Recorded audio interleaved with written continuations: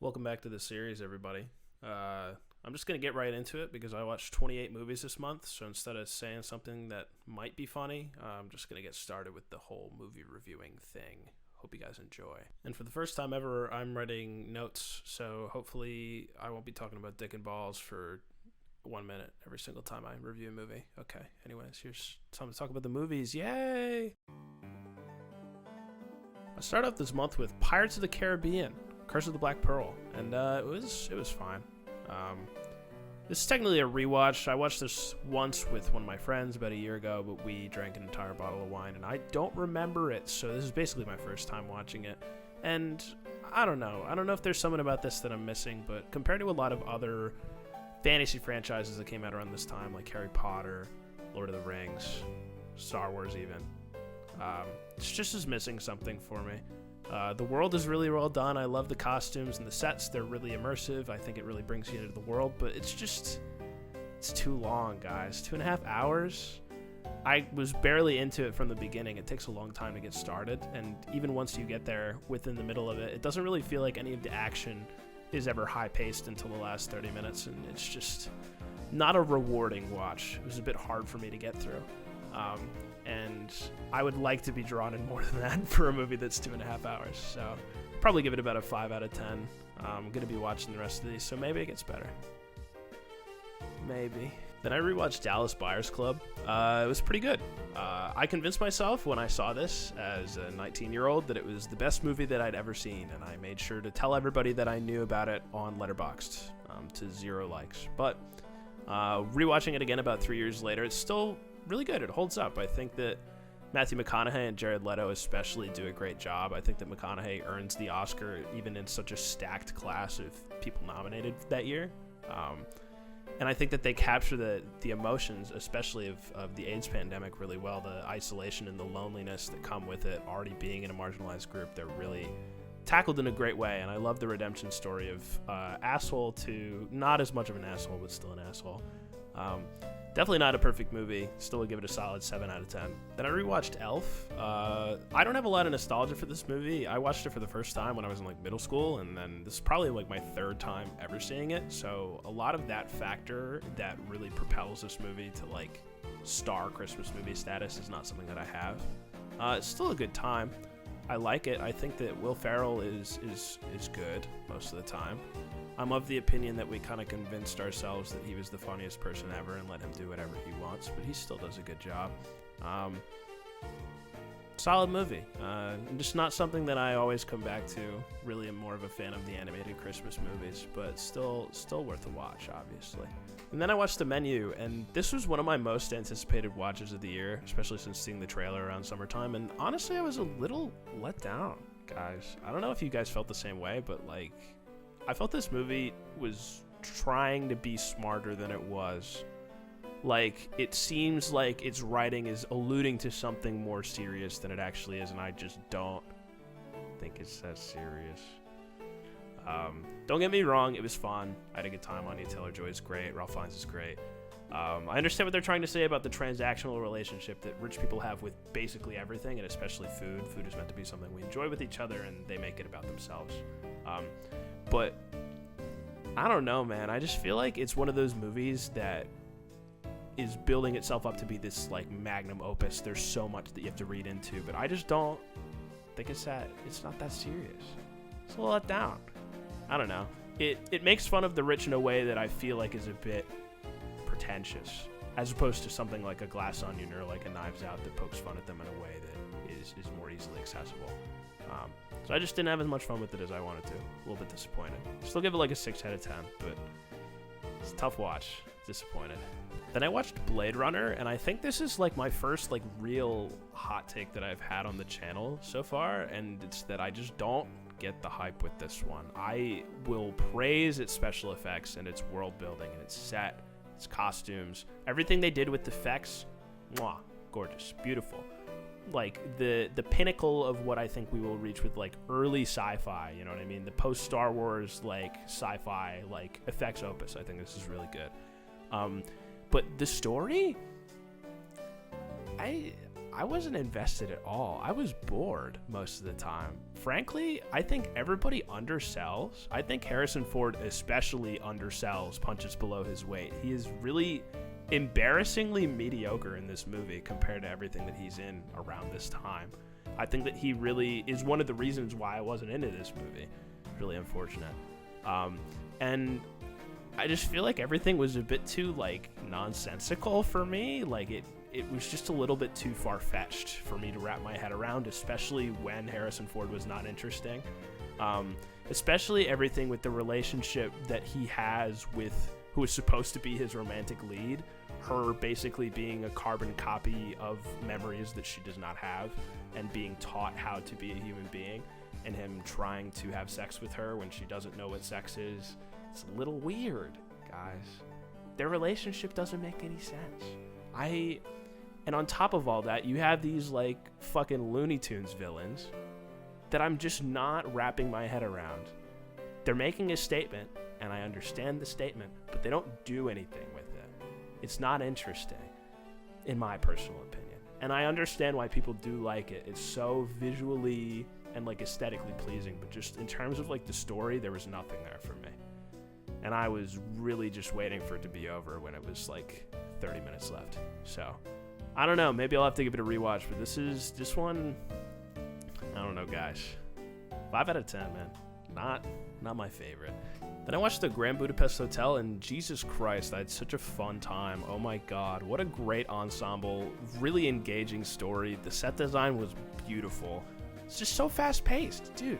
I love a fast-paced story. I love a movie that gets in and out in 100 minutes, and I love something that completely demands my attention and commands it and keeps it for the entire time. Is that so much to ask for me to want to enjoy the whole movie? It's my first Wes Anderson movie, really, ever, since watching Fantastic Mr. Fox. I always thought he was a little pretentious, but I mean, man, I'm a fan now. Might get back into that. I had a great time. I love whatever kind of movie this is. This was great. 9 out of 10. Then I watched Risky Business, and it was cool. I'll add this to the list of 80s movies that I had no idea what the plot was before I went into it, and was incredibly surprised that the Tom Cruise underwear old-time rock and roll movie was about a prostitution ring being run by a high schooler. I think because of that, it doesn't necessarily handle all of its themes very well, especially about sex workers, but, you know, it's a good time. I enjoyed myself. Gets in, it gets out, and can't really say much more than that. Honestly, this is a weird era for movies. They would let them do anything back then. Give it like a 6 out of 10. Then I watched Fantastic Mr. Fox, and by golly, Mr. Anderson has done it again. These quirky little guys, they run up, down, all around, and they're so much fun to watch. The medium of stop motion was just like perfect for this. I feel like all the emotions that were expressed throughout this movie could not have been done properly in any other medium, so I think that this was just great for it. I think this is the movie that made me realize I love George Clooney, which is a little weird because it's the one where he's a fox, but it's, you know, it's fine. I'm glad to hopefully go through more of his movies, and I just think that Anderson does a great job, man. It's witty, it's fun, it's just a great time, jam-packed all throughout, great themes of spirit and redemption and family. Wow, so much fun. Watch it, please. 8 out of 10. Then I watched Juno. I'm of the opinion that most 2000s comedies don't hold up, but this one does somehow. I'd like to compliment the soundtrack. It fits really well with the emotions of the teenagers that are in it. It's the kind of music I would listen to, so I feel them really heavy. It was really well written. I think that everybody in the cast does a really good job, and especially I think J.K. Simmons and Allison Janney. I am so used to seeing them in like the centerpiece of a story, so seeing them just sit in the background and do whatever they want is really cool. And it was really great snippet of this specific era of movies that I think everybody should see. Give it like a 7 out of 10. Absolutely worth your time. Then I rewatched Nightcrawler, and it's one of the most unsettling movies I've ever seen in the best way. It's about a dude who will do anything for content. Hey boys, we know all about that. I think it builds tension in a really great way. Kind of gives you little inklings of where the story might go without really telling you exactly what it's doing, to where the ending is actually still surprising after you know all of what Lou is capable of. It's a great commentary on the toxicity of our relationship with the media and how we as consumers relate to media. especially the news and how we interact with it. I think that the script is so well written, and that Jake Gyllenhaal just does a fantastic job executing it. I think he was really snubbed for an Oscar. I'm surprised that this script actually did get more hype around it when it was nominated for an Oscar.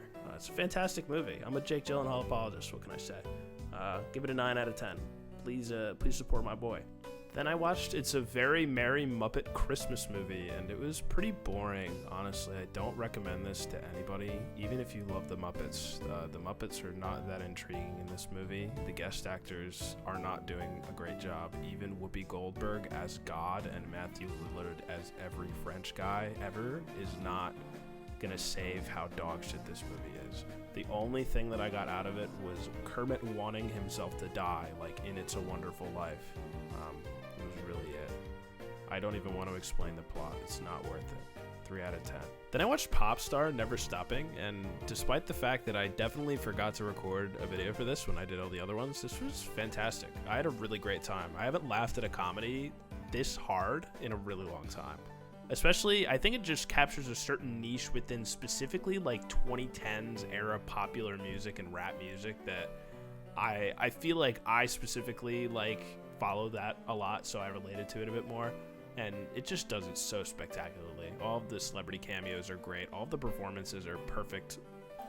Both cynical, satirical, and hilarious all the way through. Absolutely worth your time if you want to give it a watch. I give it solid 8 out of 10. Might be even better on rewatches.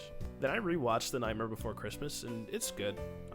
Much like a lot of the movies I've watched this month, I think that the attention to detail, the animation, the stop motion quality, the music in this movie really do a good job of hiding the fact that there's not much going on outside of that. I think that Jack's character is really the only thing to get invested in this story, and even then there's not much resolve to what he's doing. There's not much resolution to what happens at the end, and I don't know. I could take it or leave it, and I think that outside of the beautiful presentation of this movie, there's not much to chew on.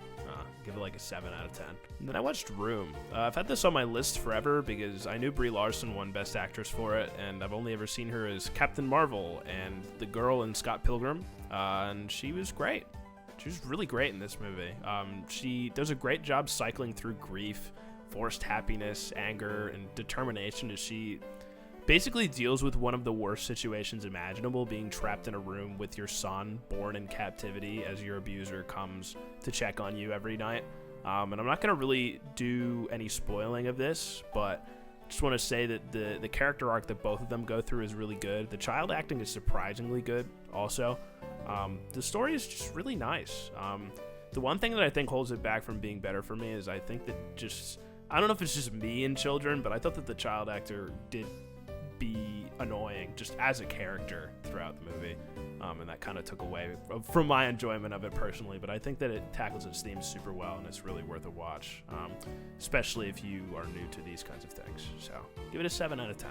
Then I watched Violent Night, and this was my most surprising watch of the year. It was so much fun. It was just a rip-roaring good time, dude. I had such low expectations, and I honestly was expecting just to enjoy it ironically, but it was so much fun. Lots of fun action, lots of great situations, great camera work. I just pray that David Harbour gets to do something like this again because he was genuinely so much fun to watch. Just a great time front to back. I'm really glad that I saw this in a theater too with a friend.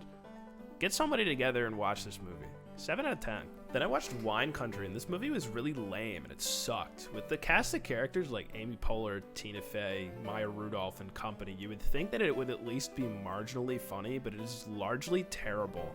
I don't know who this movie was written for. Obviously, it was meant for people who are like 35 and older and women, but I don't even know if they'd think it's funny.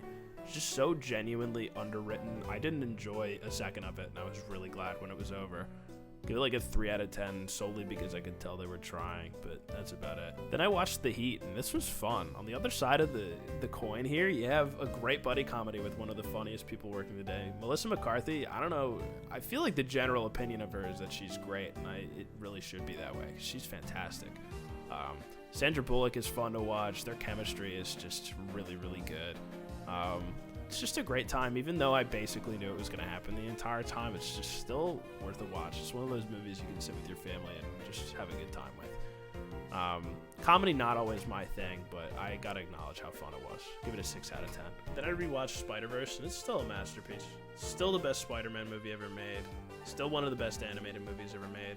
It's still so groundbreaking and astonishing that, like, after my 5th watch, I'm still catching new things, still enjoying every bit of it, beginning to end. And I have way too much to say about it, but you can find me in the comments, bro.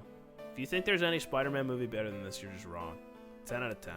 Then I watched The Grinch, the old one, and it's the best adaptation of The Grinch. You can also fight me on that if you want. I'm just right. I'm sorry. 10 out of 10. Then I watched Game Night, and this is just a great diversion from the norm for this era in comedy. I like when there's like actual stakes in this kind of movie, and it's not just because it's a buddy cop movie where somebody's gonna die. Jason Bateman's great. Rachel McAdams, you know. Jesse Plemons plays the same guy in every movie, but he's so much fun that I don't even care. He's a machine. It had lots of interesting shots. It was a fun story. It kept me invested and kept me guessing. It was just a lot of fun to watch. Watch this one with your families and friends. Great time. 7 out of 10. Then I watched 21 and 22 Jump Street, and they're basically the same movie, so I'm going to group them together. But Channing Tatum and Jonah Hill are a match made in heaven. Tropes that work all in the right ways, man. They're just a great pinnacle and the standard for a buddy cop comedy, especially in this day and age. Doesn't pull any punches. I think that despite them being very similar, I'd probably give the edge to 22 Jump Street. I just thought the bits in that one were a little funnier. The story really is something that you can get invested in. It's very nonsensical, very exciting. Lots of fun to watch, and I think that if you're talking about the pillars of modern comedy, this is definitely it. And I know it's not everybody's cup of tea, especially considering what Jonah Hill was in before. It's nice to see him in a movie that I can actually watch and not cringe at. So yeah, give them both 7 out of 10. Again, still prefer 22 Jump Street, but absolutely worth your time. Then I rewatched Knives Out in preparation for Glass Onion, and I love murder mystery movies, and this I think is just one of the best ones ever put to film. The entire ensemble cast is fantastic. Some of my favorite people are in this movie: Jamie Lee Curtis, Michael Shannon, Chris Evans, Toni Collette. Mwah, gorgeous. Daniel Craig literally sounds like Foghorn Leghorn, and I know they make the joke, but I think that despite that, he's really good in this movie. He does a great job with this whole Benoit Blanc persona. And it's so well written, and I'm so glad that Rian Johnson gets his flowers for something like this, especially after releasing The Last Jedi, like literally the year before, which got unjustly panned, in my opinion. The cinematography in this is gorgeous. It really plays with the mystery genre well. I'd already seen this before, and I know it had been a few years, but I was still led astray a few times. I thought it was really fun. It's just such a great movie-going experience, and I'm glad that they're paying him a shit ton of money to make a few more of these, because, you know, it's nice to have a franchise that's not based on pre-existing IP dominating, you know, the box offices and the movie theaters. It's nice to have something like this. So 9 out of 10, fantastic experience. And then I watched Glass Onion. Again, such a fun time. Ensemble in this is fantastic. Catherine Hahn, I'm free on Thursday. Whenever you're free, I'm free on Thursday.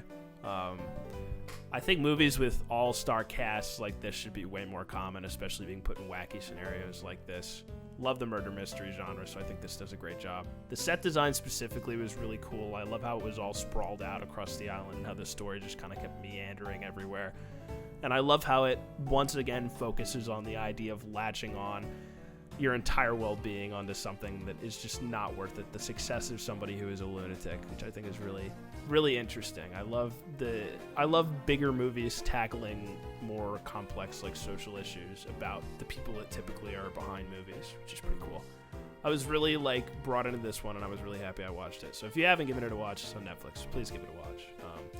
Lived up to the hype of the original. Not as good, but still lives up to the hype. Give it an 8 out of 10. Then I rewatched The Usual Suspects. Since I've seen it before, I watched this knowing how the story progresses and how it ends. Similarly to, like, Dallas Buyers Club, like I was talking about earlier, I used to think this was like a flawless 10 out of 10 movie. But I think the rewatch exposed me to some things that I wouldn't have necessarily noticed in the first watch. I think despite how interesting the story is about trying to figure out who this mastermind, like, serial killer mob boss is, the script is a little disjointed, and despite great performances by people like Kevin Spacey and Gabriel Byrne, the rest of the characters are just kind of like less than. They're just kind of there for the story and nothing else. It's just a little bit hard to follow at times too. I had to stop the movie to tell my sister who was watching with me what was going on, because only I understood it because I'd seen it before. And she's not usually confused by stuff like that. So it kind of opened my eyes to how something like this might be a bit harder to follow for some people. That being said, it's like one of those movies that gets spoiled all the time. So before you like hear it in like a Loki season 2, 3, 4 episode, you should just probably watch it. It's a good time, like 2 hours, gets in, gets out. Great final act, largely great story, great performances. Should be worth your time. Give it an 8 out of 10. Then I watched Fargo, and this is just fantastic. Airtight screenplay, gorgeous shots, amazing cinematography, fantastic performances. Honestly, there's literally nothing wrong with this movie. I had such a fun time. The lingo is hilarious. Everything about this movie is great. I literally think it would be a 10 out of 10 if it was my second or third time watching it. I just need to let it sit for a little bit. 9 out of 10. Fantastic. Give this movie a watch. It's so fun. Then on New Year's Eve, I watched Babylon in the theater with my parents and my sister, and I would say maybe don't go with your family, given the first 30 minutes of the movie is just like a giant orgy party. Probably don't go with your family. It was a little bit of an awkward watch. A little bit of a long watch, too. I understand why it developed and how it developed. I thought it was a really fun movie. Really great performance from Margot Robbie and from Diego Calva. They both did fantastic. Brad Pitt was also great. I'm also starting to understand that I'm a Brad Pitt fan. I feel very stereotypical as a man movie watcher, but overall, just like fantastic. I love the colors in every Damien Chazelle movie. It's just a great time, and even though it was a little bit played out, I think that it took a really long time to get to where it wanted to be. I thought it was a good time. I think it's gonna sit well with me. I think on a rewatch, I'm gonna enjoy this one a lot more.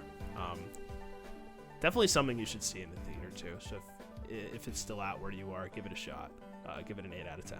And then for my last movie of the year, I watched The Hangover. And honestly, despite all of the outdated jokes, the story's a great time.